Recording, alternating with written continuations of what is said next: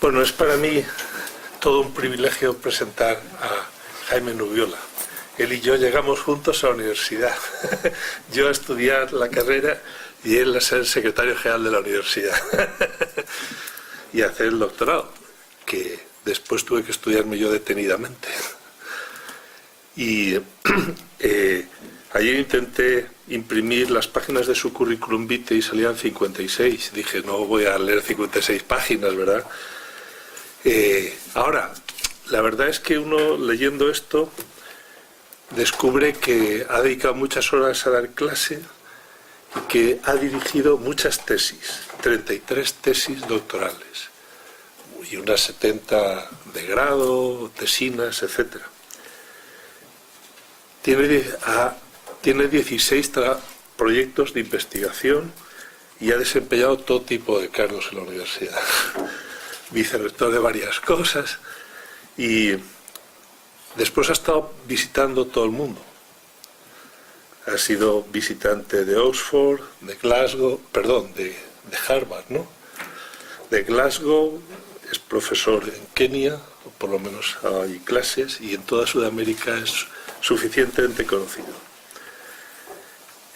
Forma parte del consejo editorial de, si he contado bien, 16 revistas especializadas. Ha escrito 11 libros y 115 artículos. No voy a resumir. Evidentemente es especialista, aparte de Kripke y Quine, con los que empezó, con el pragmatismo americano y especialmente con Peirce, del que nos va a hablar hoy, y de la filosofía española del siglo XX, Dors, Unamuno, Zambrano, Ortega, sobre los que ha dirigido muchos trabajos. Hoy nos va a hablar de una ciencia, religión y la abducción de Dios en Charles Peirce. Así que dejo que sea él el que nos diga las cosas verdaderamente interesantes y luego que haya tiempo para el diálogo. Muchísimas gracias, don Enrique, por esta amabilísima presentación y muchísimas gracias a todos los asistentes, incluidos los dos que están entrando, que hay texto para ellos todavía. Los siguientes que lleguen les enviará un PDF Rubén. Quiero agradecer la invitación de Rubén para impartir esta sesión y traigo un texto y traigo una anécdota para comenzar. En un colegio mayor, el otro día fui yo y me decía, ¿trae usted un PowerPoint o tiene algo que decir? Bueno, yo tengo algo que decir hoy y por eso lo que traigo es un texto que quiero leer con vosotros. Procuraré no marcharme del texto, pero como vosotros sois buenos estudiantes, fuisteis buenos estudiantes, lo seguís siendo, pues si uno le da un texto, uno lo lee, lo subraya, anota y es más fácil mantener la atención. Vamos a ver si funciona. Procuraré no marcharme mucho del texto, porque si no se alarga innecesariamente. Pero esto me va a llevar 45 minutos, 50 minutos la lectura del texto.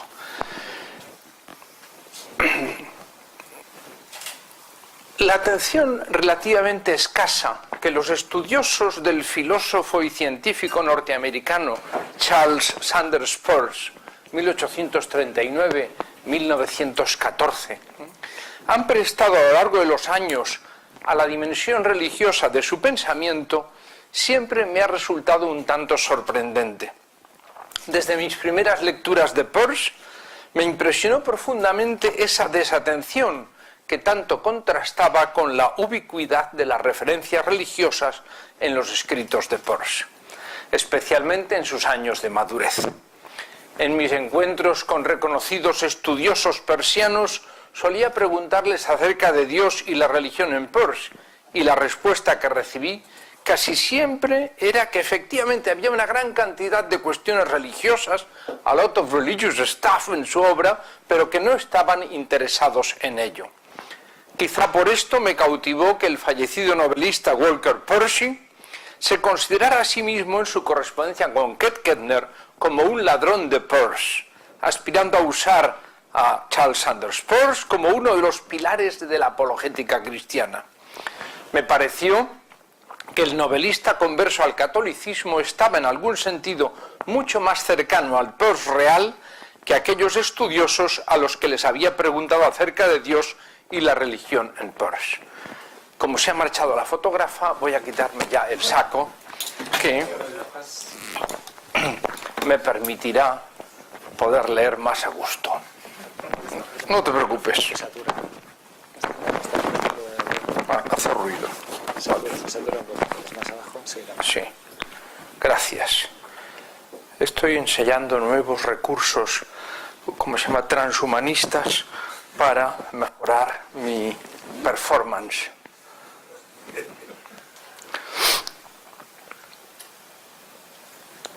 Gracias.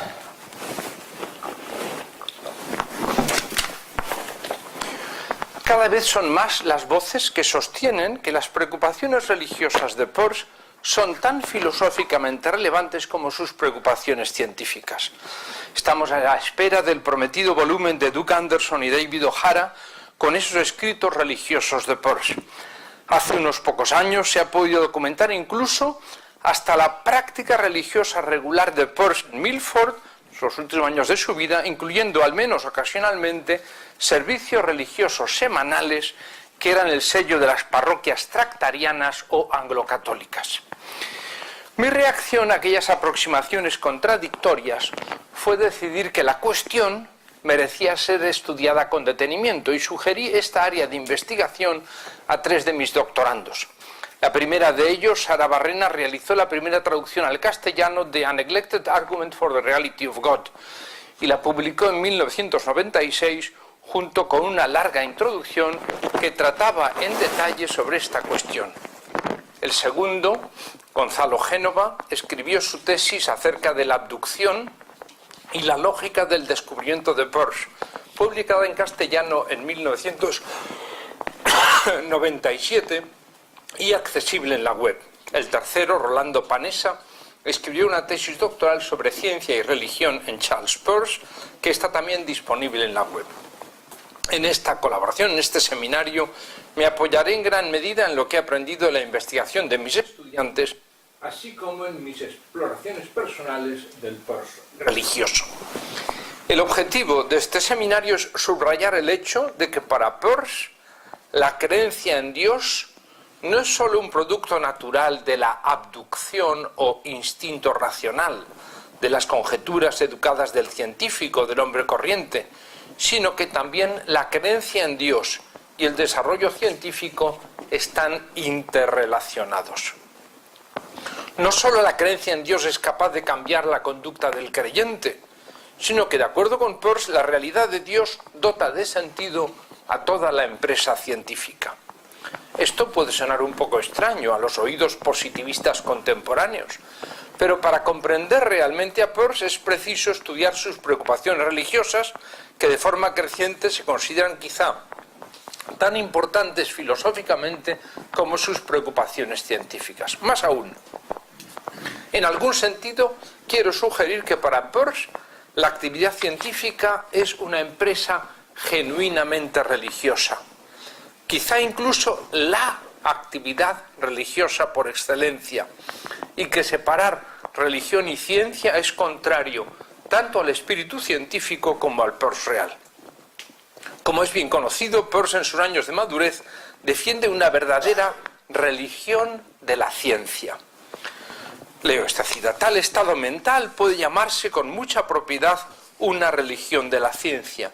No es que sea una religión a la que la ciencia o el espíritu científico mismo hayan dado origen, pues la religión, en el sentido propio del término, puede surgir solamente de la sensibilidad religiosa, pero es una religión tan fiel a sí misma que está animada por el espíritu científico, confiando en que todas las conquistas de la ciencia serán sus propios triunfos y aceptando todos los resultados de la ciencia, así como los mismos hombres de ciencia los aceptan, esto es, como pasos hacia la verdad, que por un tiempo puede parecer estar en conflicto con otras verdades, pero que en tales casos simplemente espera ajustes que con toda seguridad vendrán con el tiempo. Esta actitud, cuando es observada, es una actitud que la religión asumirá no como un dictado de la ciencia y mucho menos como un compromiso con ella, sino simple y únicamente por una confianza más audaz en sí misma y en su propio destino.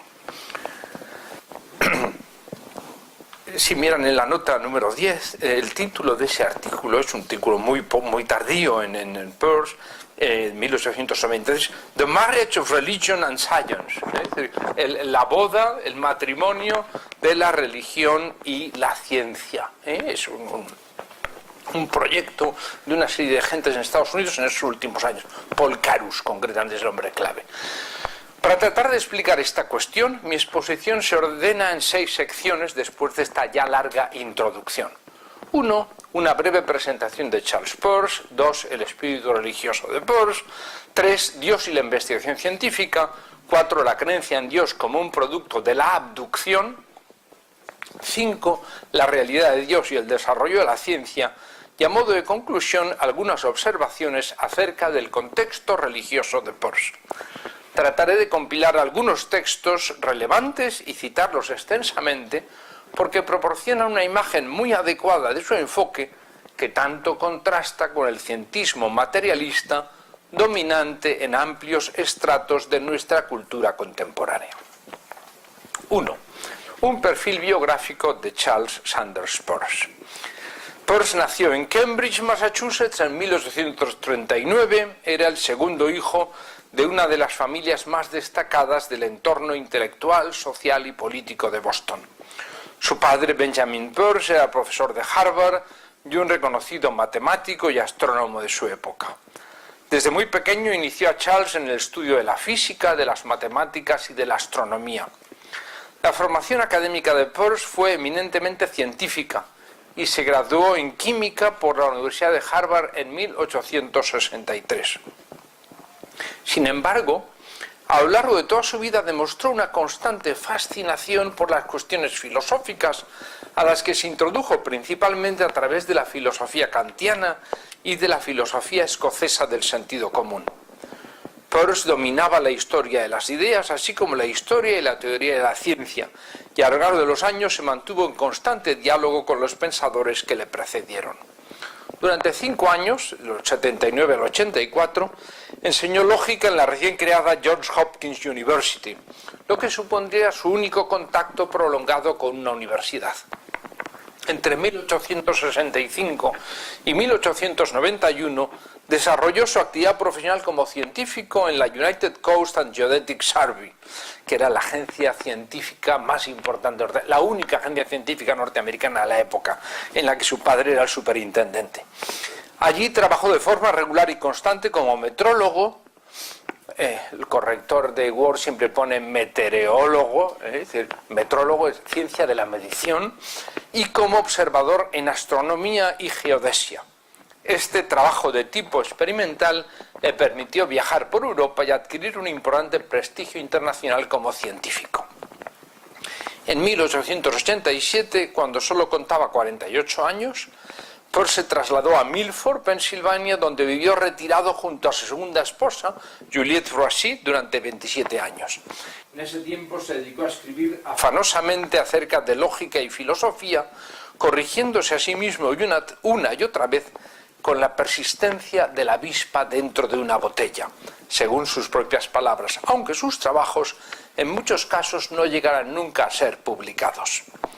Durante ese tiempo, Peirce escribió la mayor parte de las 80.000 páginas de manuscritos que dejó a su muerte en 1914 y que su esposa Juliette vendió a la Universidad de Harvard. Charles Peirce fue un pensador extraordinariamente prolífico y dejó una obra que destaca por su amplitud y extensión.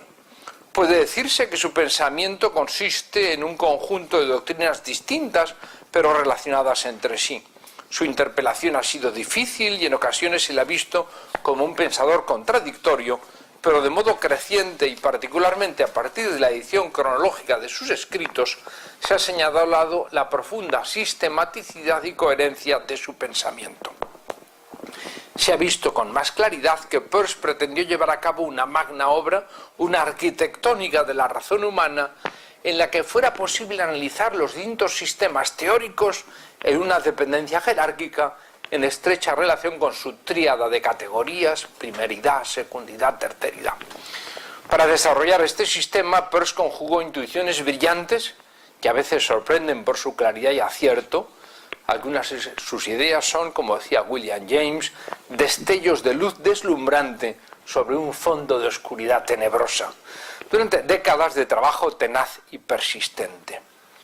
El ámbito de los temas que Peirce trató es muy amplio. En muchos de ellos se le ha considerado como iniciador o fundador, como es el caso de la semiótica. La independencia y creatividad de su pensamiento está marcada asimismo por una nueva corriente filosófica de la que se le considera fundador, el pragmatismo. Esta doctrina, que nace como un método lógico para esclarecer conceptos, llegó a convertirse en la corriente filosófica más importante en Norteamérica durante el último tercio del siglo XIX y el primero del XX.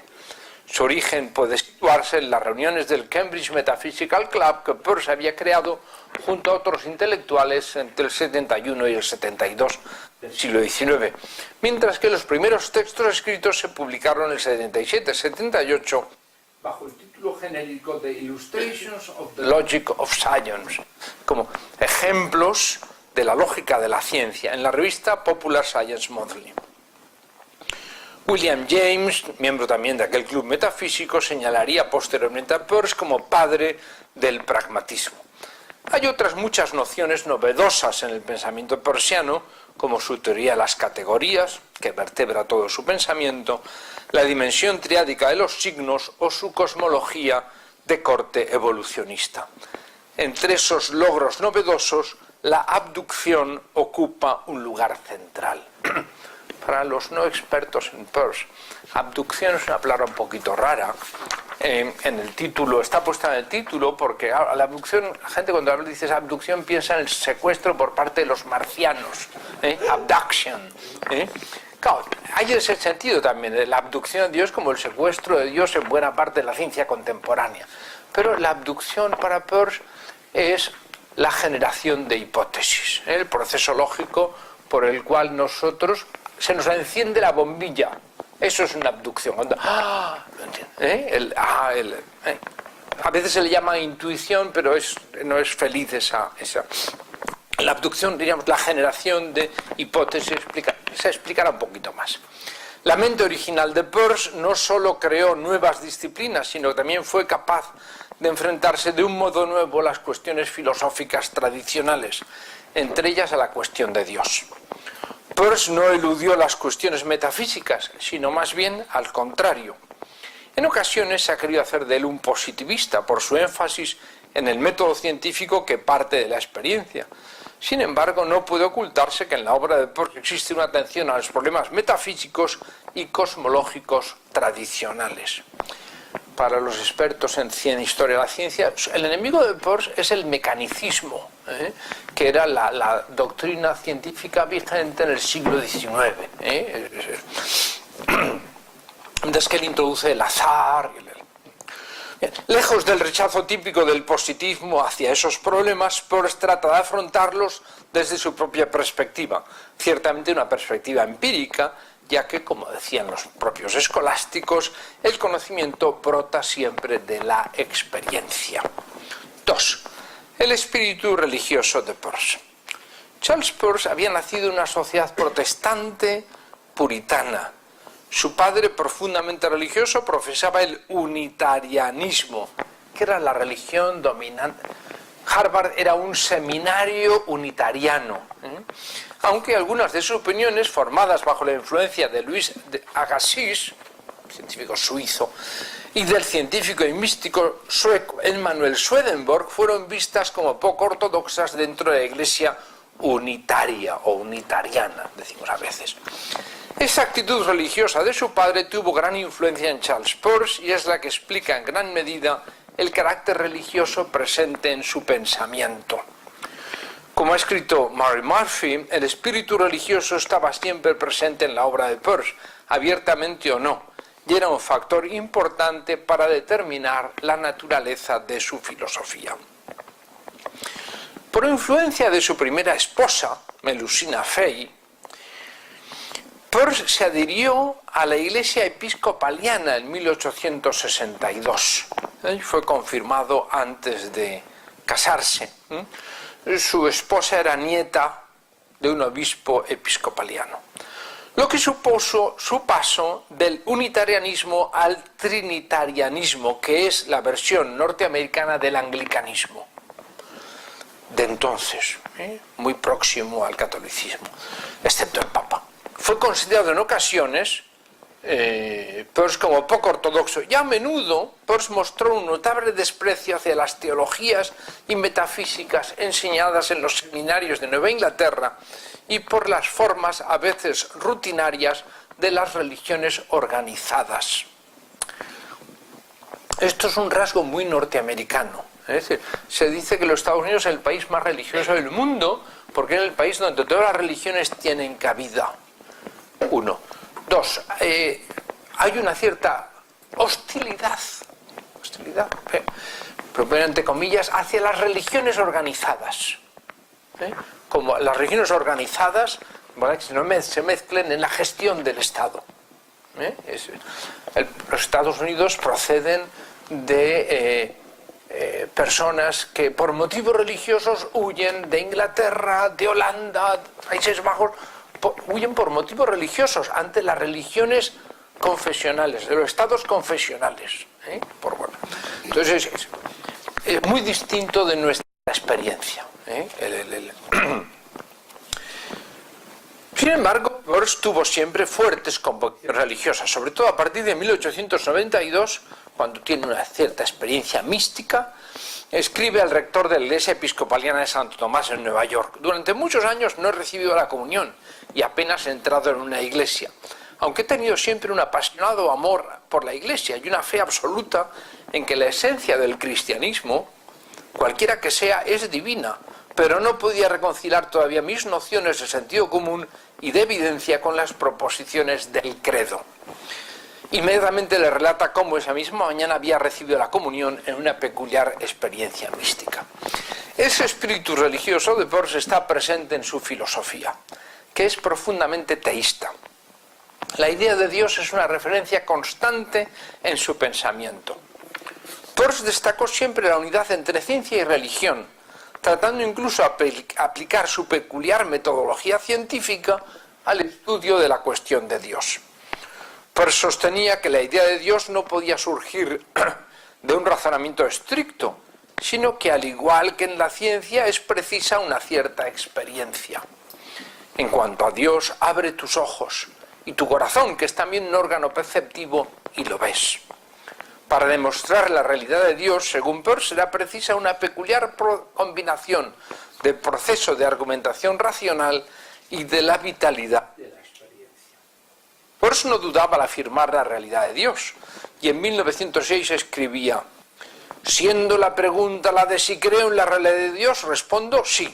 Más aún, opino que casi todo el mundo cree esto, más o menos, incluyendo a muchos de los hombres científicos de mi generación, que están acostumbrados a pensar que la creencia es enteramente infundada. En un texto anterior había afirmado: la cuestión que surge es cómo es posible que la existencia de ese ser haya sido dudada alguna vez por alguien.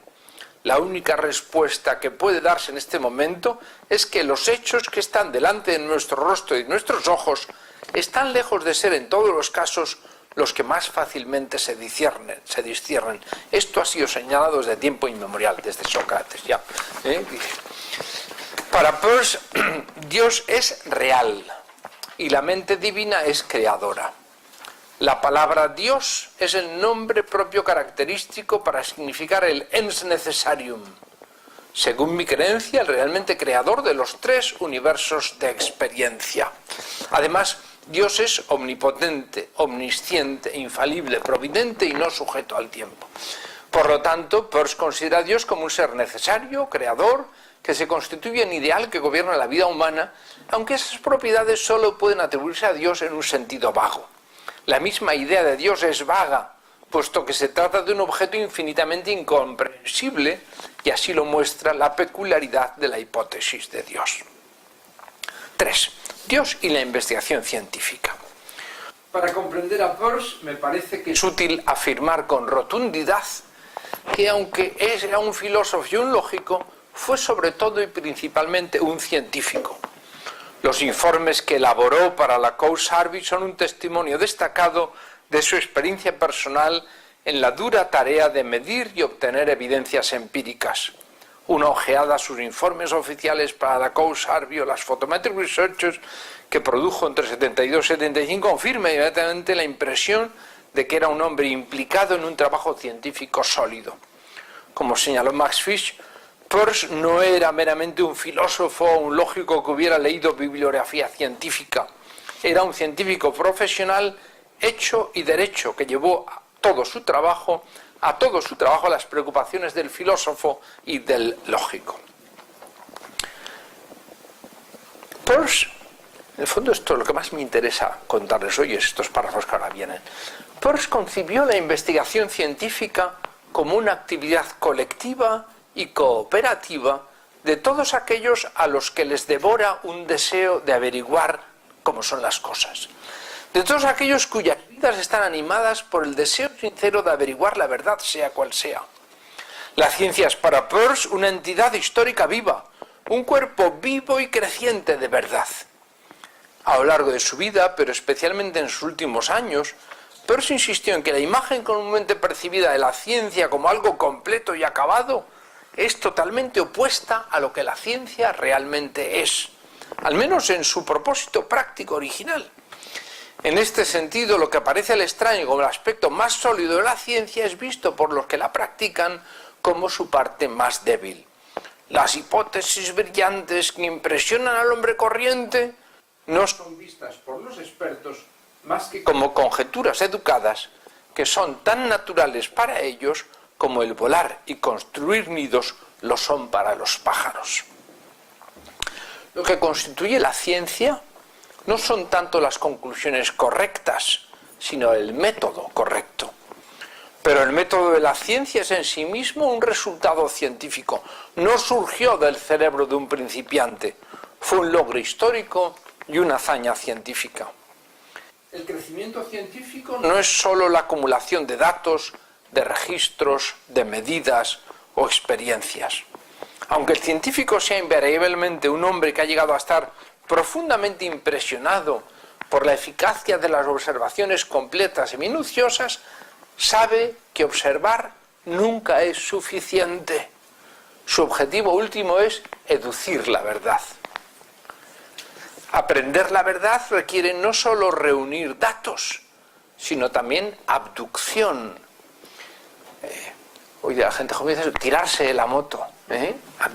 Es decir, la adopción de una hipótesis para explicar los hechos sorprendentes y la deducción de unas consecuencias probables que se espera que verifiquen la hipótesis. Esto es el corazón, el núcleo del método científico, como hemos llamado método hipotético deductivo, pero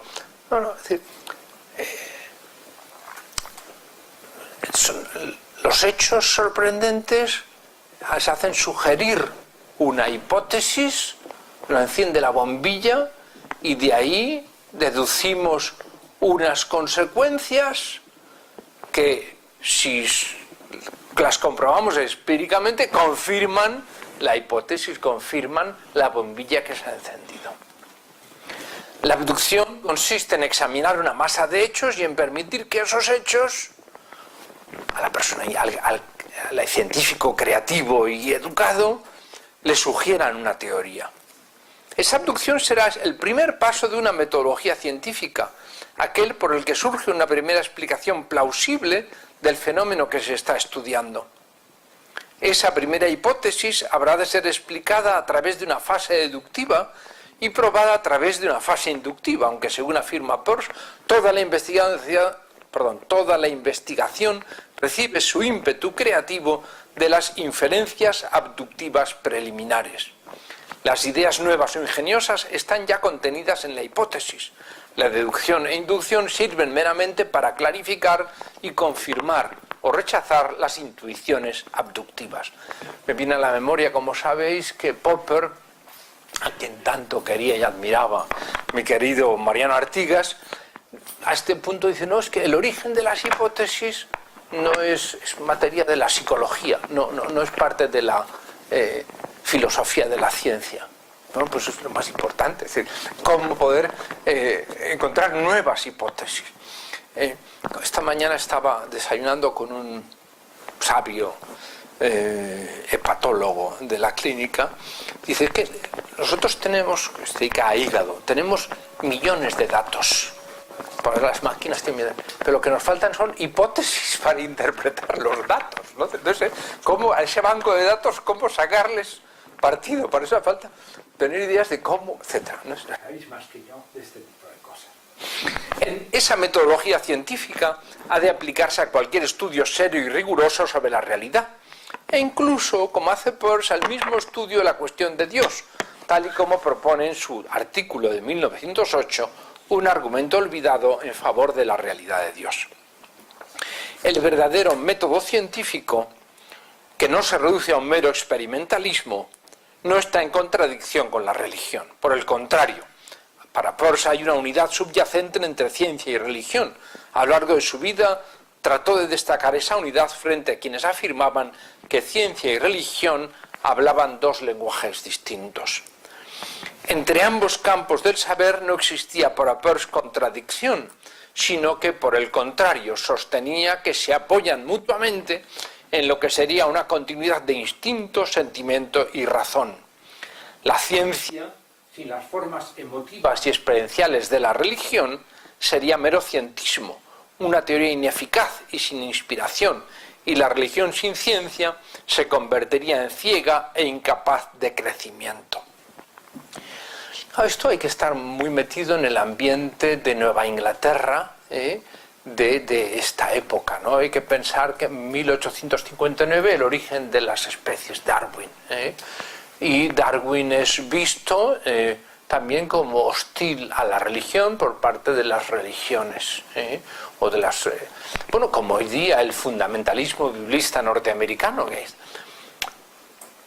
decir, la hostilidad entre ciencia y religión no parte solo de la ciencia, parte también de la religión, nuestra hostilidad mutuamente cultivada, ¿no? Es decir, que, mientras lo que él aspira es un marriage, un trabajo armónico de ciencia y religión. Esta unidad de ciencia y religión era tan profunda que el Peirce maduro llegó a considerar la investigación científica como una clase de tarea religiosa. En el 87, Kettner eligió un fragmento realmente sugestivo de las Adirondack Summer School Lectures, hasta entonces casi totalmente desconocidas, para presentar la concepción de ciencia que tiene en volumen de John Stuart Classical American Philosophy.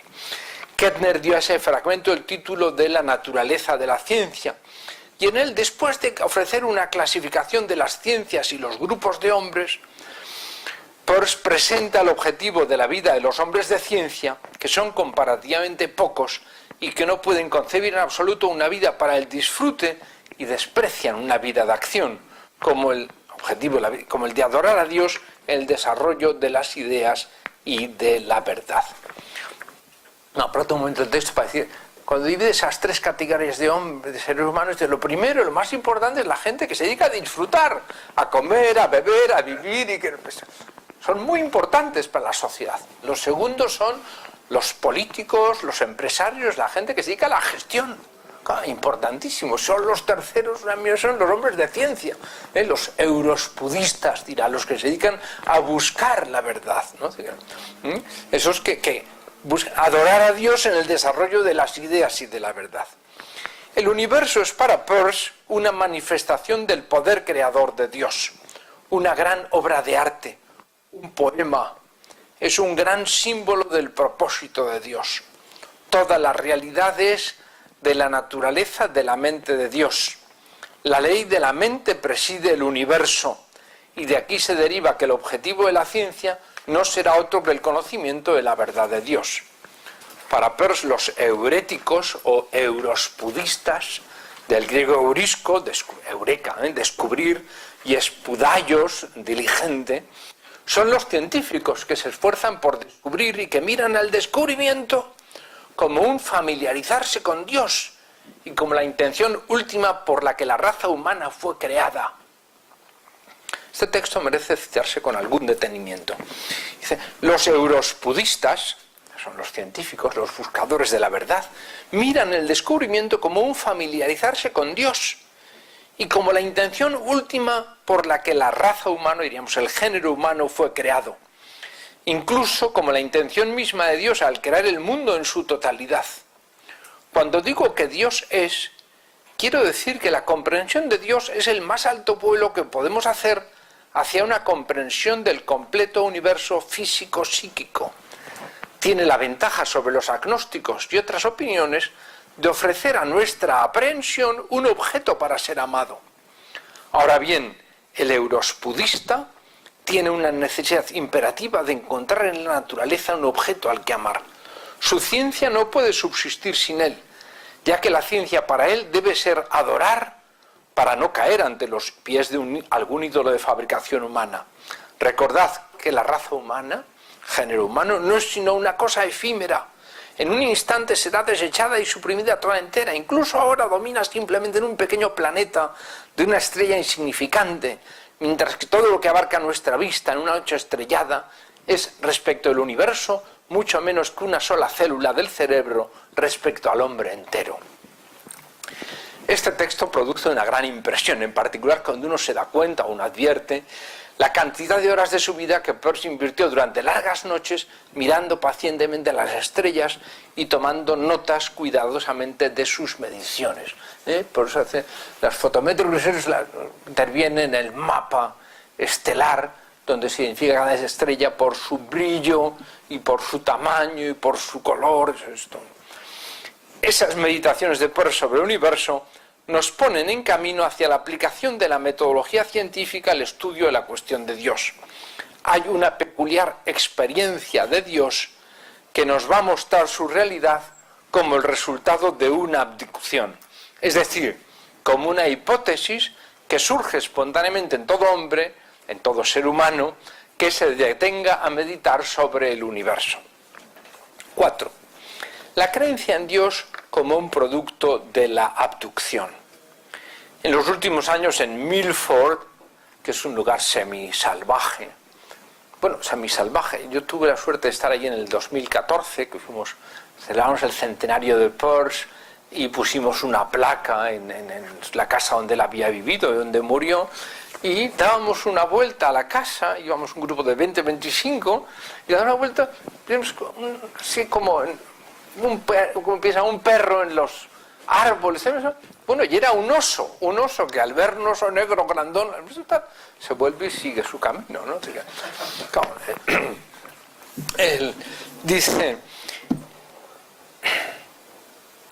permítanme, Peirce mira hacia atrás y trata de dar sentido a través de sus escritos a su vida, a su gran experiencia como científico, a su excelente conocimiento de la historia, de la filosofía y de la lógica, y también a las cuestiones de importancia vital, en particular a la creencia en Dios.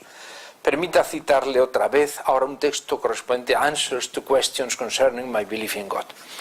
He tenido a veces ocasión de caminar por la noche, aproximadamente 1 milla, por un camino poco frecuentado, la mayor parte en campo abierto, sin ninguna casa a la vista. No hay contaminación lumínica. Las circunstancias no son favorables para un estudio riguroso, sino para una sosegada meditación. Si el cielo está claro, miro a las estrellas en el silencio, pensando cómo cada aumento sucesivo de la apertura de un telescopio haría visibles a muchas más que todas las que eran visibles antes. Deja que un hombre beba en esos pensamientos que le vienen al contemplar el universo psicofísico sin ningún propósito especial. Especialmente el universo de la mente, que coincide con el universo de la materia. La idea de que hay un Dios por encima de todo eso, por supuesto, surgirá a menudo. Y cuanto más la considere, más le volverá el amor por esa idea. Se preguntará a sí mismo si de verdad hay un Dios o no. Si permite hablar a su instinto y busca en su propio corazón, encontrará al final que no puede evitar creer en él. Este es el humus en el que creció el artículo de Peirce, un argumento olvidado en favor de la realidad de Dios. pienso que no está muy alejado de la verdad considerar este artículo como la piedra angular del arco de su vida, que articula los continuados intereses duales de Peirce en la práctica de la religión y en el desarrollo de la ciencia, lógica y filosofía. Como escribe Doug Anderson, cuanto más tiempo se pasa con el argumento olvidado en favor de la realidad de Dios de Peirce, más se da uno cuenta de que hay pocos ensayos en la tradición americana que puedan igualar su riqueza. No puedo desarrollar aquí un análisis de ese texto, sino solo describir en esta sección y en la siguiente dos de sus aspectos significativos. Para Peirce, la creencia en la realidad de Dios es un producto natural de la abducción o del instinto educado del científico o del hombre corriente. Y como toda hipótesis, va a surgir a partir de una peculiar experiencia. En ese sentido puede decirse que para Peirce Dios es objeto de experiencia más que objeto de fe. ¿De dónde vendría una idea tal como la de Dios si no es de la experiencia directa? El conocimiento de Dios, como cualquier otro, depende de la experiencia, pues no podemos conocer nada excepto lo que directamente experimentamos. No se trata, sin embargo, de experiencia como las primeras impresiones del sentido, sino lo que llamará el musement, la meditación libre, el juego de la mente que contempla el universo, un peculiar estado de la mente y del corazón que van de una cosa a otra de modo libre, sin seguir regla alguna.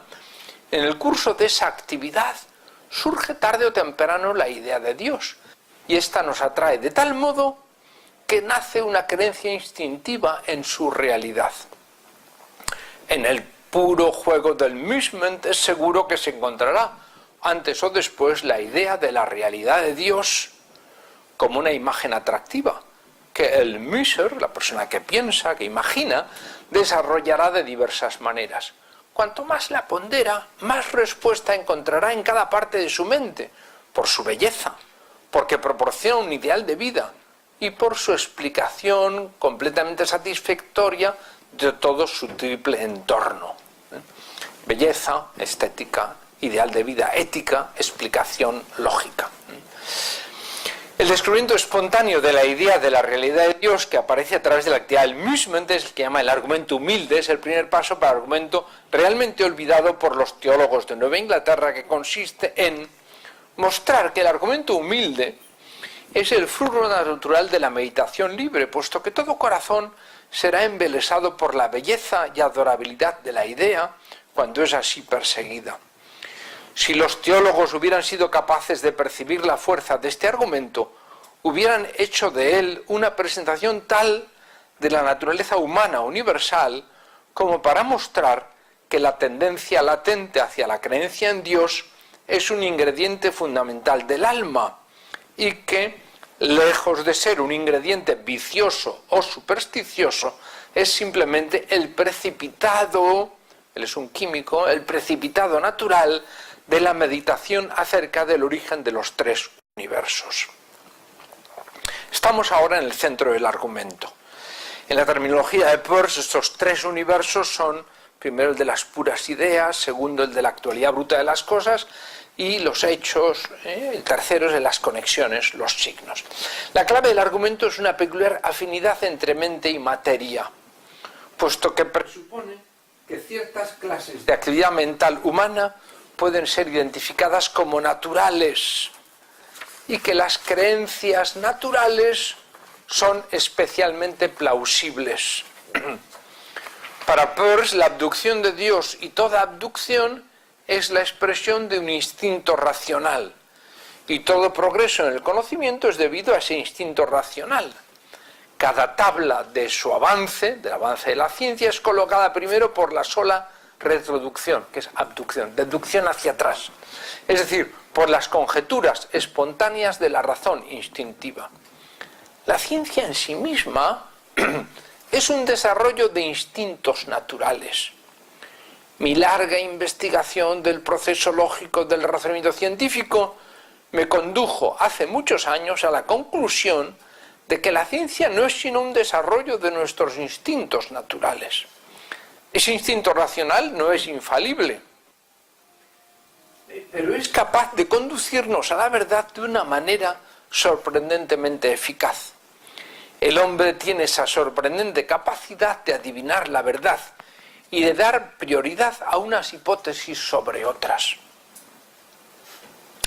Esta facultad es de la naturaleza general del instinto, parecida a los instintos de los animales, en que sobrepasa por mucho los poderes generales de nuestra razón y en que nos dirige como si estuviéramos en posesión de hechos que están completamente más allá de nuestros sentidos. Se parece también en su pequeño riesgo de error, pues aunque se equivoca más a menudo que acierta, sin embargo la relativa frecuencia con que acierta es en el total la cosa más maravillosa de nuestra constitución. La cuestión central en el corazón de la empresa científica es precisamente ¿por qué abducimos correcta y fácilmente en un número de intentos relativamente pequeño? El problema es el éxito de la ciencia. ¿Por qué la ciencia ha sido tan exitosa?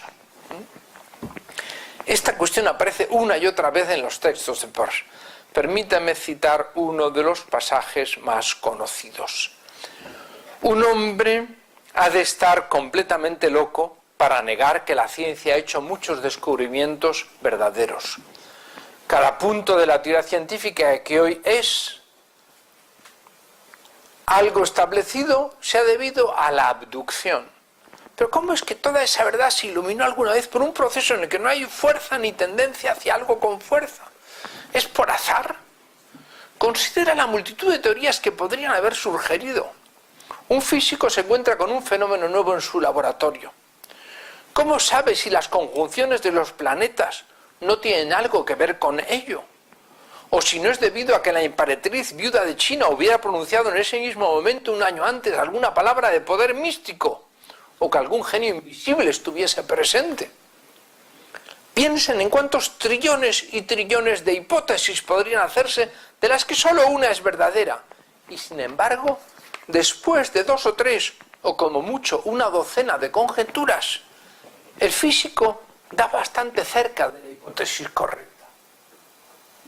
Por azar, no es probable que lo hubiera logrado en todo el tiempo que ha transcurrido desde que la Tierra se solidificó.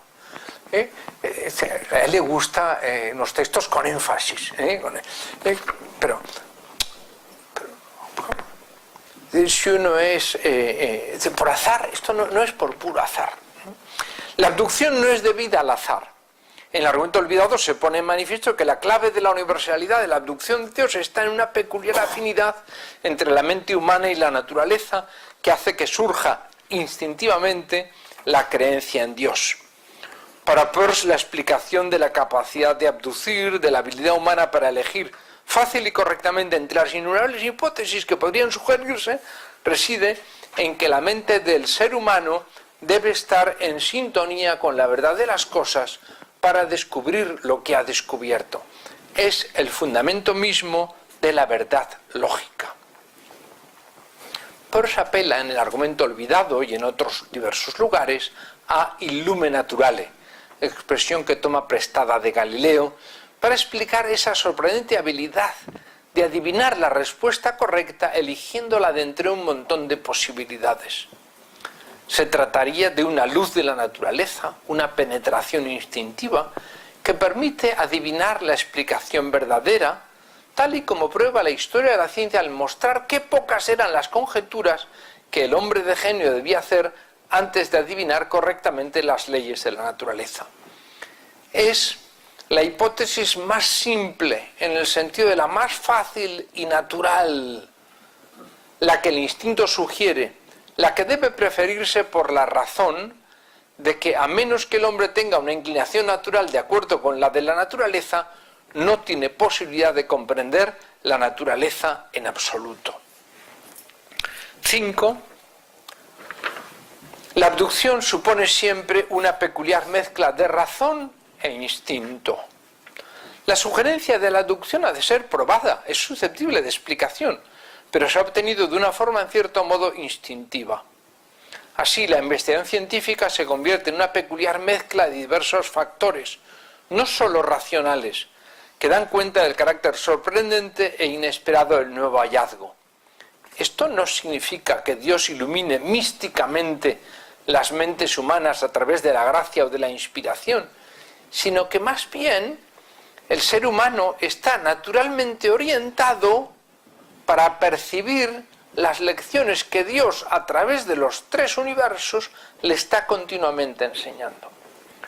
Más aún, como escribe Clark Smith, según Peirce, hay una clase de relación personal entre el Müser, el que formula las hipótesis, y Dios, que es el principio que origina el universo. La luz de la razón, esa que enciende la chispa del principio de descubrimiento y comprensión, representa entonces una conexión entre el hombre y su fuente, de modo que se convierte en una especie de criatura de Dios. El ser humano se encuentra en armonía con el mundo. Hay una cierta conmensurabilidad entre la mente del investigador y las verdades del universo. La mente es continua con el resto del cosmos.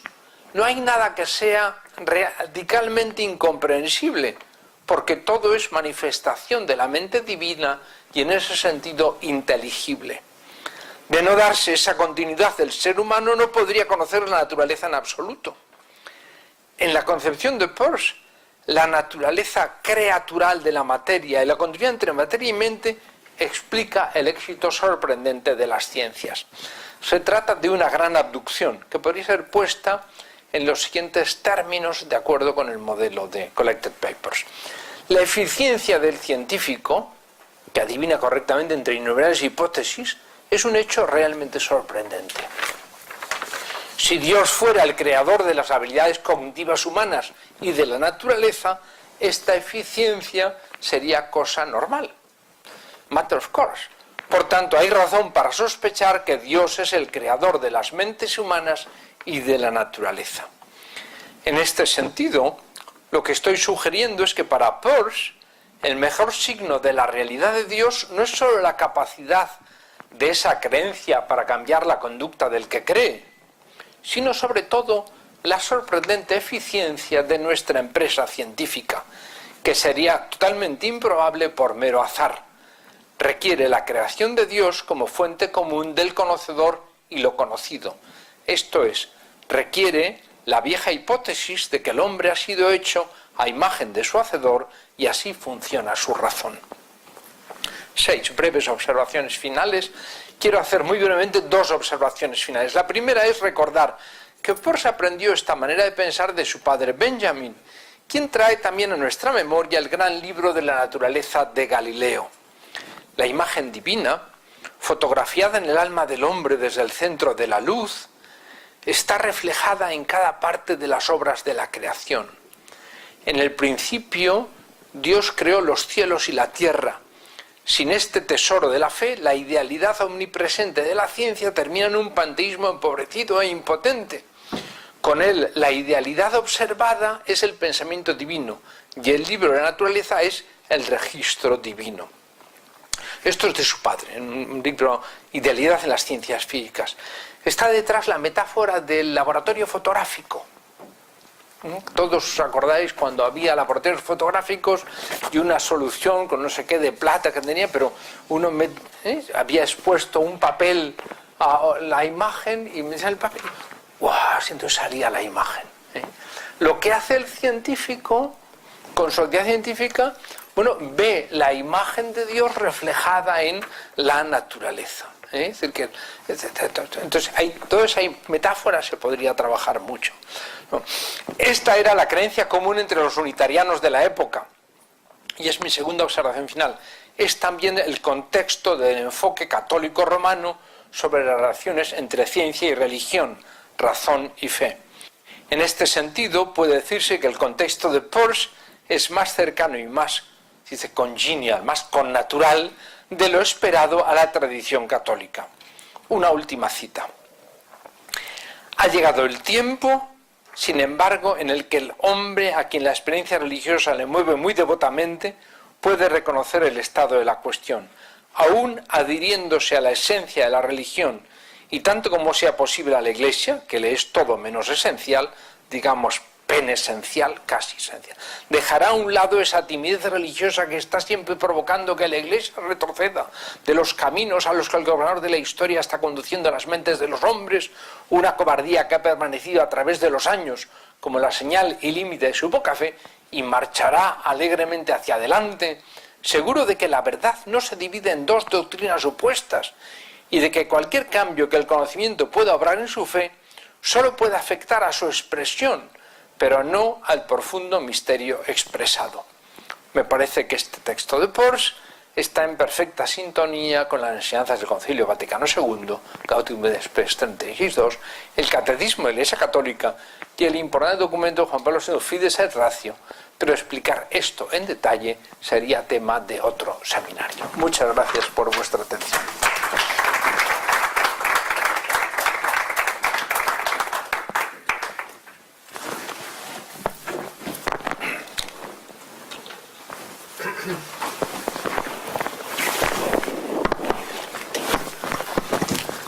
En primer lugar, agradecerle las palabras que los aplausos han manifestado, y ahora es el momento de preguntar.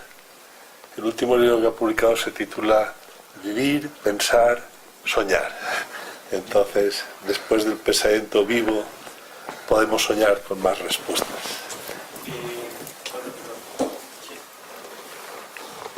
Muchas gracias. Me ha gustado muchísimo. Tengo una duda que quiero preguntar porque no sé nada de Peirce. Si escribió algo también sobre el arte como manera de llegar a Dios, porque, bueno, hay una idea ahí detrás de arte y ciencia en el fondo intentan dotar de significado a la realidad, que es una actividad religiosa en sí mismo, y este instinto natural del que sale aquí es, en el fondo, el instinto natural es dar sentido, dar significado a la realidad, ¿no? Y era por saber si había tocado este tema. Bueno, muchas gracias por la pregunta. La respuesta es que Peirce escribió poco de arte y de estética, pero precisamente esta antigua doctoranda Sara Barrena, que empezó a trabajar sobre Dios, después también trabajó sobre estética y ha publicado un libro sobre las ideas estéticas de Peirce.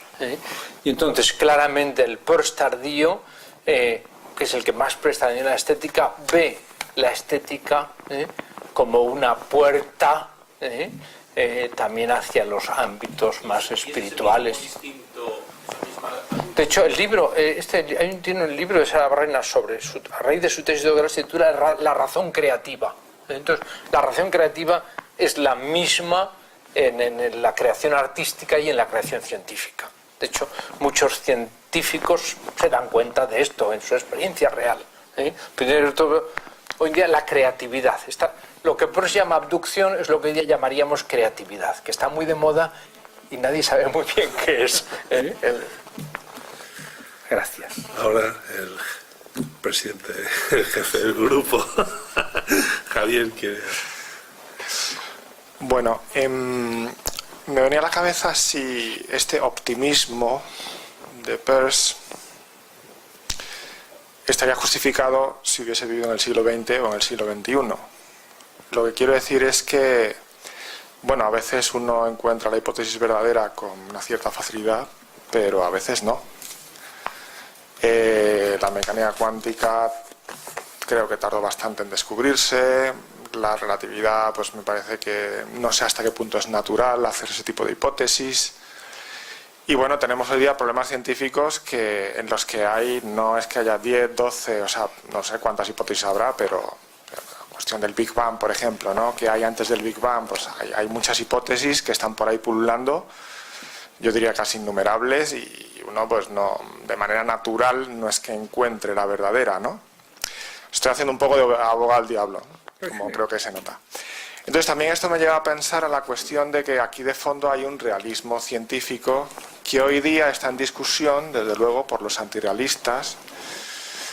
También, como sé que conoces a Hilary Putnam y toda esta discusión, al final estamos un poco con el argumento del milagro de la ciencia, ¿no? ¿Cómo es posible que la ciencia sea tan exitosa? Quizá la ciencia no es tan exitosa, sino simplemente desde un punto de vista más instrumentalista o pragmático, quizá no en el sentido de Peirce, bueno, pues a veces tiramos para adelante, pero por ensayo y error, pero de aquí no se podría sacar ninguna abducción, ¿no? Como este tipo. En fin, la pregunta, después de todos estos comentarios, es si Peirce hubiese vivido en el siglo XX o en el siglo XXI, ¿seguiría pensando así o sería un poco menos optimista? Vale, muchas gracias. Entonces, estuve en una tesis doctoral el viernes pasado, jueves, que estaba Enrique, y en las conversaciones, no sé si en el tribunal o en la comida, salió algo para mí de todo novedoso. Quizá es mentira, porque a veces la gente dice cosas diciendo que Einstein, se dijo ahí que para Einstein el mundo no había evolucionado, sino que el mundo era algo fijo, estable, y que la idea de evolución, de las especies, la geología, la idea de Big Bang viene de años 50, pero Einstein no tenía la idea del Big Bang. Yo me lo creo por testimonio de alguien científico que lo dejo ahí. Claro, hoy día para nosotros es obvio. Obvio significa, como si lo tuviéramos siempre delante de los ojos, que el Big Bang, que la evolución afecta a todo el universo. Claro, los datos, por eso son limitados, son los que hay, tenemos, pero lo tenemos. ¿Por qué aporto esta ejemplo? Bueno, que el punto central para Peirce es que la razón es autocorrectiva. Mientras que para esos pesimistas lo que dirían es que la razón nos engaña. Pero creo que incluso aunque la razón nos ha llevado a gravísimos errores, el eugenismo, por ejemplo. Encontré hace unos 2 o 3 años un manifiesto con un tío abuelo mío, tatarabuelo mío, firmando una cosa en favor del eugenismo. Hoy día nos parece tremendo, pero cosa de la época, mucha gente intelectual.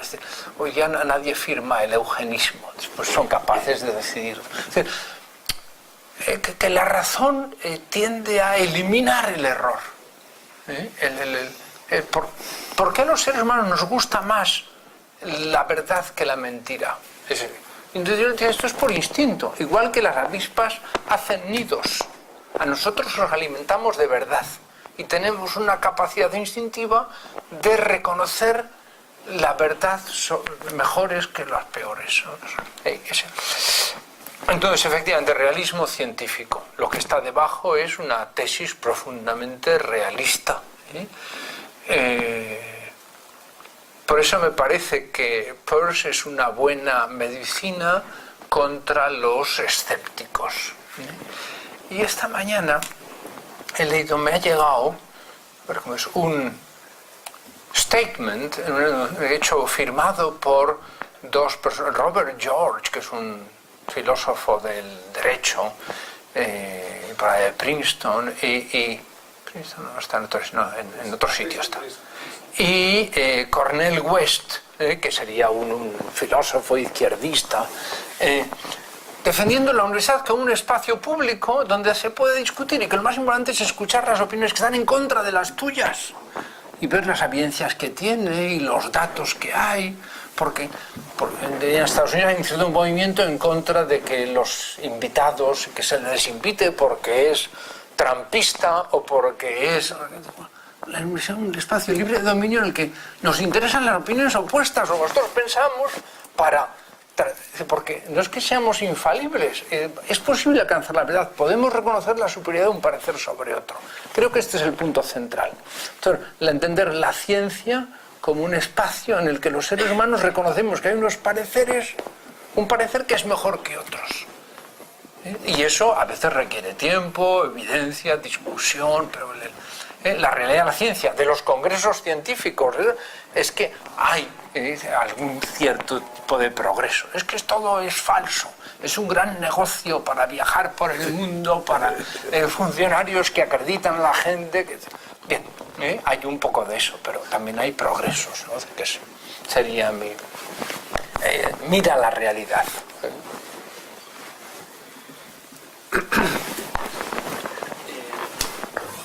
Durante todo el siglo, o por lo menos la primera mitad del siglo XX, Popper es un ejemplo que han mencionado de ello, se ha tratado de encontrar un criterio de demarcación de la filosofía con respecto a la ciencia. Peirce habla mucho de ciencia, pero no sé si él habla o trata de establecer, digamos, una comparación entre un tipo de racionalidad filosófica, la racionalidad científica, qué conexión hay, qué diferencias hay. No sé, no. Sí, a ver, me parece que aquí hay una pequeña confusión en lo que has dicho. Popper quiere una demarcación entre la ciencia y la no ciencia. ¿Qué es la no ciencia? La no ciencia es el psicoanálisis, el marxismo, el tarot, los horóscopos, todo este tipo de cosas, para él, literalmente, expresamente. El marxismo se presentaba como la ciencia del espacio, la ciencia no sé. Entonces, para Popper la filosofía es científica. Es decir, que hay una continuidad entre filosofía, ciencia y sentido común. Es decir, a mí me gustó mucho, me impactó mucho el libro En busca de un mundo mejor de Popper, que es una colección de conferencias de sus últimos años, que se entienden muy bien y lo que pretende es que los científicos van a tener sensibilidad filosófica para entender la discusión que ha estado detrás de todas sus prácticas, ¿no? Entonces, a mí me parece importante la demarcación entre ciencia y no ciencia. Entonces, no es científico aquel que no es capaz de aportar las evidencias que soportan que da a sus teorías, ¿verdad?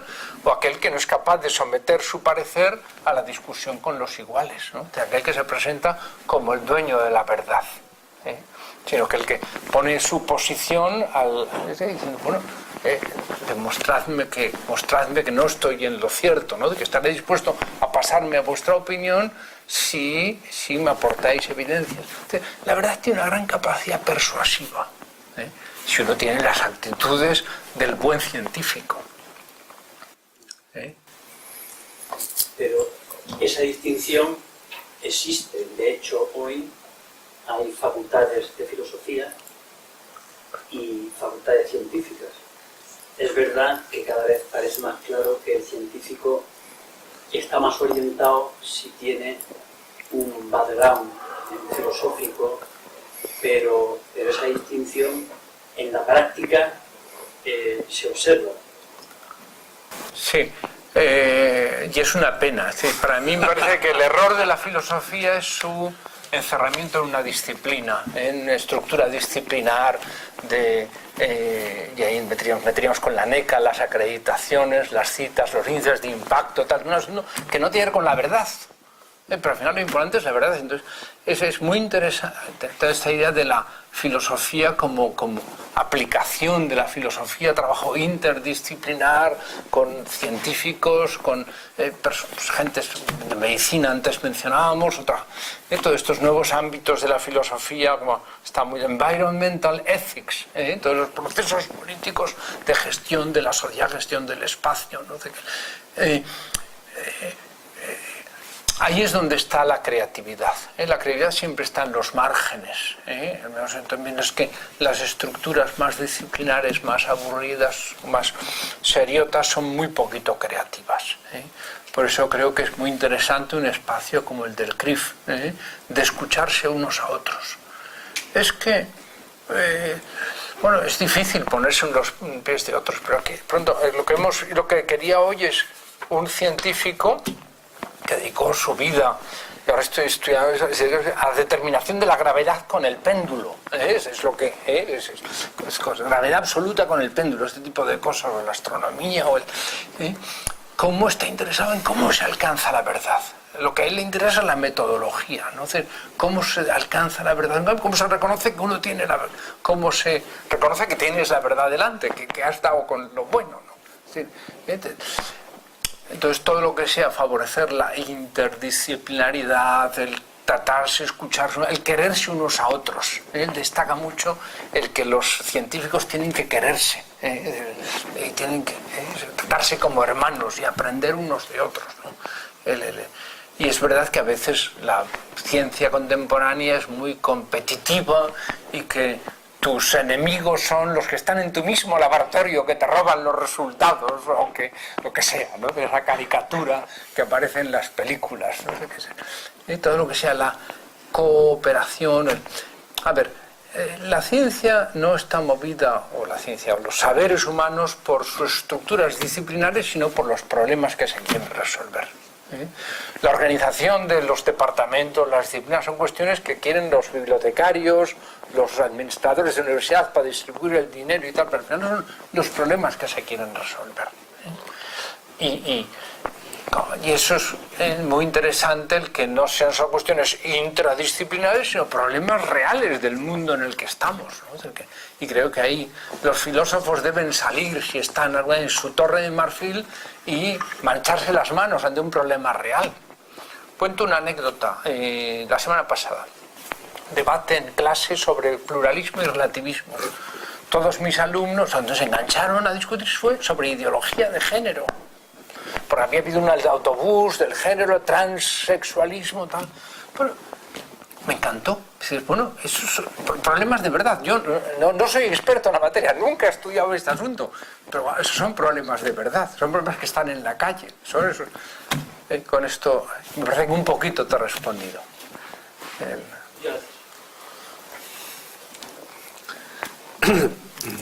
¿Hay más preguntas? Entonces, aprovechando que yo estoy aquí, voy a hacer otra pregunta, que me ha encantado lo de la unidad de la verdad, que hoy mismo lo explicaba yo en clase, frente a un cura escéptico que pensaba que ciencia y fe dicen cosas contrarias, y estaba explicando a Gould los magisterios no independientes. Y entonces quería explicar que la verdad es unitaria, pero no fija. Entonces me acordé de la doctrina metafísica clásica de la verdad trascendental. Claro, lo que has comentado de la conexión entre mente y materia viene a coincidir de alguna manera con el tratamiento medieval de la verdad trascendental. Pero justamente que acabe en Dios significa que las cosas han sido vistas antes de creadas, y precisamente son creadas porque han sido vistas, ¿no? Y por eso nosotros las vemos, ¿no? San Agustín hablaba de ver con mayúscula y ver con minúscula, ¿no? Pero no de acierto. O sea, el poder autocorrector de la mente nos ayuda a encontrar la verdad, pero esa verdad nunca está poseída, vamos a decirlo así, ¿no? Por eso el pluralismo tiene sentido, aunque no sea relativista. Pero, bueno, esto cuesta mucho de entender, ¿no? Vale, además hay pluralismo metódico, los grandes derroteros contaba. Quiero contestar con un dibujo. Es decir, quizá todos lo sepáis, pero quizá algunos no. ¿Os acordáis? El escudo de Harvard aparece normalmente así. Estos son... aquí tenía Cristo et Ecclesia. Entonces, en los años 30, estos eran 3 libros, 2 libros abiertos y un libro de espaldas, cerrado. En los años 30, pues el unitarianismo perdió fuerza, ¿no? Quitaron Cristo et Ecclesia en el sello. Y ¿qué eran estos libros? Y me contó un sabio profesor mormón, Peters, Durham Peters. Claro, estos son los 2 libros de Galileo, el libro de la naturaleza, que está escrita con caracteres matemáticos para los científicos, la Biblia, que está escrita en hebreo, en griego, para los teólogos, y este otro que está al revés es The Wisdom of God, la sabiduría de Dios. Lo que hicieron fue, y lo podéis ver en los sellos actuales, es a este otro libro darle la vuelta. Y ahora están los 3 libros a la vista. Para la mentalidad de la época, nosotros podemos saber mucho en la mentalidad de la época de Peirce, pero hay cosas que incluso puede que nunca lleguemos a saber, por the wisdom of God. Siempre podemos seguir pensando más. Hoy día es el supuesto cientísimo, ¿no? Es que ya, no hay nada que se nos oculte a nuestro conocimiento, ¿no? Pues esto es todo lo que tenía que contar, esa anécdota que me parece que es muy gráfica y creativa del naturalismo dominante.